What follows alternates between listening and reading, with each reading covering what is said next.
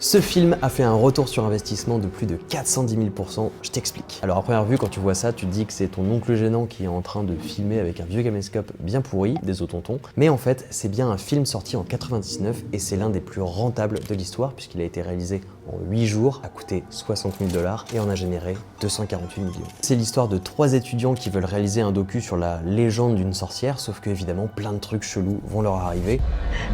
J'ai peur de fermer les yeux. Et le film il a été tourné en found footage, fond footage, ce qui signifie que la caméra fait partie intégrante du film, elle est assumée car tenue par les acteurs, c'est un peu le POV de l'époque.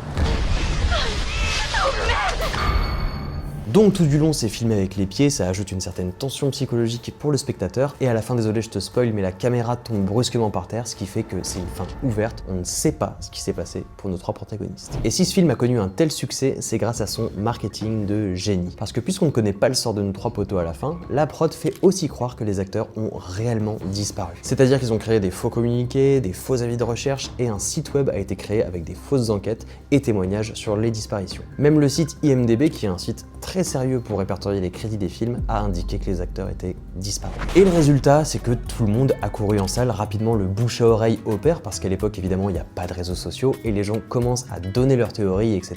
Il y a même eu plus récemment des jeux vidéo, des remakes et des parodies, ce qui fait que le film est rentré dans la catégorie des films les plus populaires. Un coup de génie qui a révolutionné le marketing au cinéma et qui a prouvé qu'avec peu de moyens, on peut faire de grandes choses. Ce film, il s'appelle le Projet Blair Witch, c'était le plus rentable à l'époque, il s'est fait ensuite détrôner par Paranormal Activity, sorti 8 ans après, qui n'a coûté que 15 000 $ pour des recettes évaluées à 200 millions de $. Et si tu veux d'autres histoires sur le monde de l'audiovisuel, tu peux t'abonner.